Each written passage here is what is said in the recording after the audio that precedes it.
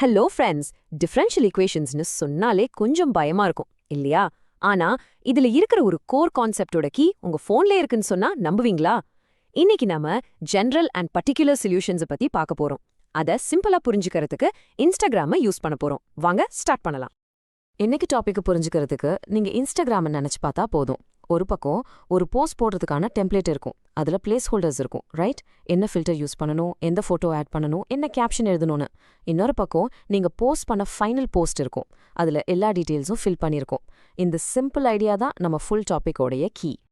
இப்போ மேத்தமேட்டிக்ஸ்ல அந்த Instagram template அதை தான் நம்ம ஜெனரல் சொல்யூஷன் சொல்றோம். இது ஒரே ஒரு சிங்கிள் ஆன்சர் கிடையாது. இது ஒரு ஃபேமிலி ஆஃப் பாசிபிள் ஆன்சர்ஸ் டீட்டெயில்ஸை ஃபில் பண்றதுக்காக வெயிட் பண்ணிட்டு இருக்கு. இதோ தான் அதோட official definition. A general solution contains arbitrary constants.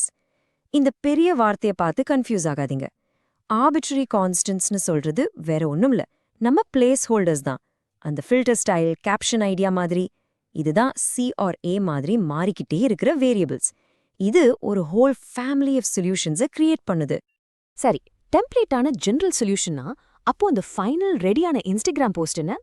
கரெக்டா கெஸ் பண்ணிட்டீங்க. அதுதான் நம்ம பர்டிகுலர் சொல்யூஷன். அது ஒரே ஒரு ஸ்பெசிஃபிக் ஃபைனல் ஆன்சர், எல்லா டீட்டெயில்ஸும் லாக் ஆகியிருக்கும். அண்ட் டெஃபினிஷனும் இதுதான் சொல்லுது. A particular solution is free from arbitrary constants. இது ரொம்ப சென்ஸ் ஆகுது இல்லையா? நம்ம ஃபோட்டோவை சூஸ் பண்ணிட்டோம், கேப்ஷன் எழுதிட்டோம், பிளேஸ் ஹோல்டர்ஸ் இப்போ இல்ல, நம்மகிட்ட ஒரே ஒரு ஸ்பெசிஃபிக் யூனிக் சொல்யூஷன் இருக்கு. ஓகே, ரொம்ப கவனம். நிறைய ஸ்டூடெண்ட்ஸ் இந்த கான்சனன்ஸ் விஷயத்துல தான் கன்ஃபியூஸ் ஆவாங்க. ஆனா இதுக்கு ஒரு கோல்டன் ரூல் இருக்கு. இது உங்க எக்ஸாம்ஸ்ல உங்களுக்கு ரொம்ப ஹெல்ப் பண்ணும். ஒரு சூப்பர் சிம்பிள் ட்ரிக். இதுதான் இந்த ரூல் தான். உங்க ஜெனரல் சொல்யூஷன்ல இருக்கிற நம்பர் ஆஃப் ஆர்பிட்ரரி கான்ஸ்டன்ட்ஸ் எப்பவுமே அந்த டிஃபரன்ஷியல் ஈக்குவேஷனோட ஆர்டருக்கு ஈக்குவலா இருக்கும். ஸோ உங்ககிட்ட ஒரு செகண்ட் ஆர்டர் ஈக்குவேஷன் இருந்தா நீங்க 2 கான்ஸ்டன்ட்ஸ் எக்ஸ்பெக்ட் பண்ணலாம். ஒரு ஃபர்ஸ்ட் ஆர்டர் ஈக்குவேஷன்னா ஒரே ஒரு கான்ஸ்டன்ட் தான் இருக்கும். அவ்வளோதான், சிம்பிள். ஜஸ்ட் ஆர்டரை செக் பண்ணுங்க.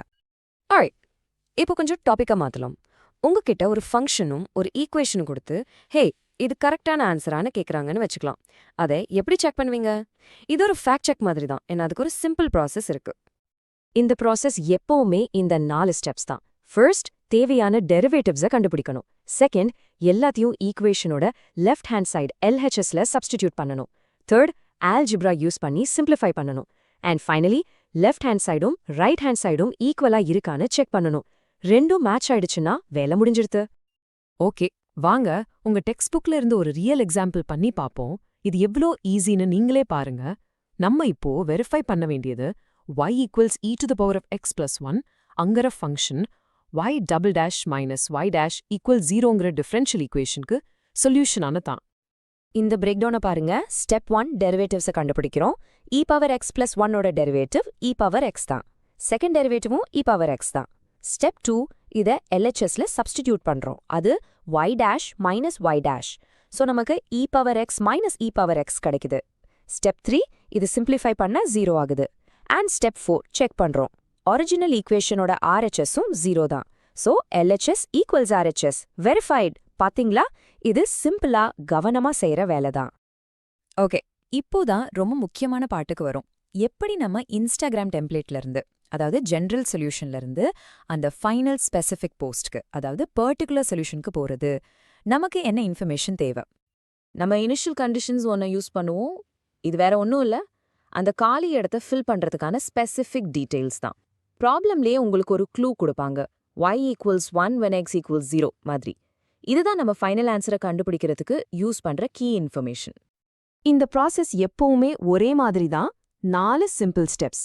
ஜெனரல் சொல்யூஷனோட C இருக்கும், அதை எடுத்துக்கோங்க. கொடுத்திருக்கிற x and y வேல்யூஸை பிளக்இன் பண்ணுங்க. சியோட வேல்யூவை கண்டுபிடிக்கணும். அண்ட் அப்புறம் நீங்க கண்டுபிடிச்ச சியோட நம்பரை ஜெனரல் சொல்யூஷன்ல போட்டு எழுதணும். அவ்வளவுதான், முடிஞ்சிடுது.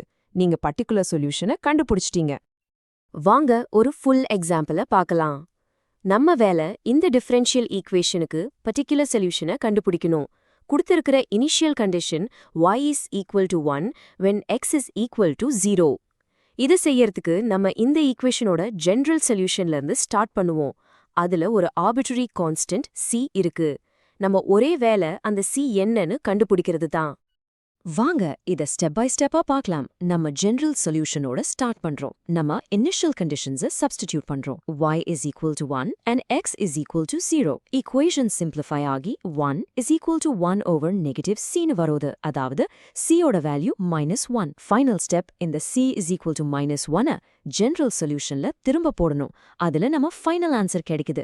y is equal to 1 over 2x square plus 1. இப்ப பாருங்க அந்த c போயிடுச்சு. இதுதான் நம்ம பர்டிகுலர் சொல்யூஷன். சோ ஒரு குவிக் ரீகேப் பண்ணிடலாம். ஜெனரல் சொல்யூஷனுங்கிறது கான்ஸ்டன்ட்ஸோட இருக்கிற டெம்ப்ளேட். பர்டிகுலர் சொல்யூஷனுங்கிறது கான்ஸ்டன்ட்ஸ் இல்லாத ஃபைனல் போஸ்ட். ஈக்குவேஷனோட ஆர்டர் தான் எத்தனை கான்ஸ்டன்ட்ஸ் இருக்கும்னு சொல்லும். அண்ட் ஜெனரல்ல இருந்து பர்டிகுலருக்கு போக இனிஷியல் கண்டிஷன்ஸை யூஸ் பண்ணி சியோட வேல்யூவை கண்டுபிடிக்கணும். You've got this. உங்களுக்கு ஃபைனலா ஒரு யோசனை. நம்ம சொன்னோம் ஜெனரல் சொல்யூஷன் ஒரு ஃபேமிலின்னு. அப்போ y is equal to x squared plus cங்கிற ஈக்குவேஷனோட ஃபேமிலி ஆஃப் கர்வ்ஸ் ஒரு கிராஃப்ல எப்படி இருக்கும்? அது ஒரே ஒரு பெராப்லா மேல கீழே நகர்ற மாதிரி இருக்குமா? இதே யோசிச்சு பாருங்க. அப்போதான் இந்த சொல்யூஷன்ஸ் உண்மையிலேவே என்னன்னு உங்களுக்கு இன்னும் ஆழமா புரியும்.